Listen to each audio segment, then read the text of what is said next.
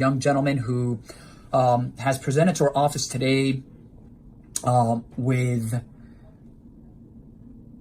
let me get a better close up here, an interdigital neuroma that the patient has been in conjunction with what we call a capsulitis of the second and third metatarsal phalangeal joints. As everyone can see, he has a little red dot here, little red dot here. We gave him today 2 little injections to, for acute pain management.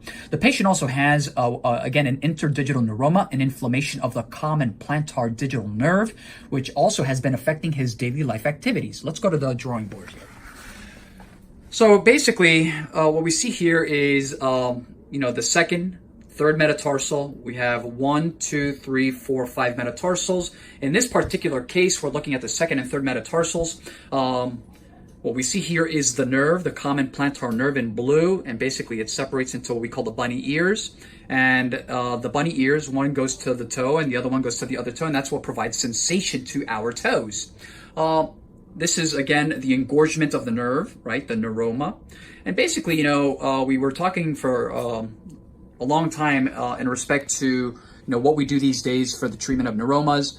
In respect to excising the neuroma, we've gotten kind of away from that unless it's a truly indicated, right, a true indication for the excision of the neuroma.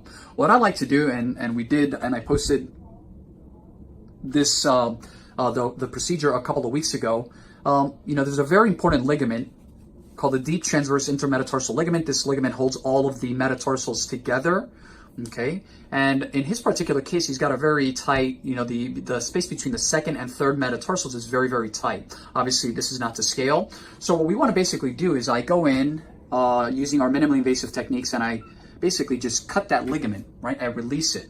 And in releasing that ligament, which is extremely strong, all of a sudden, the second and third metatarsals right now, let's just say they're kind of like this. I'm just exaggerating, of course. Once we cut the ligament, they basically just separate away from each other.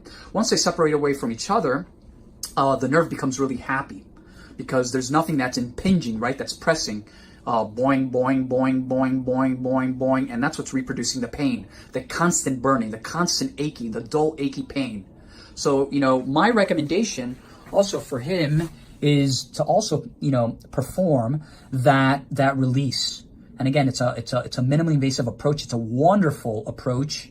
And, it's not your open traditional, right?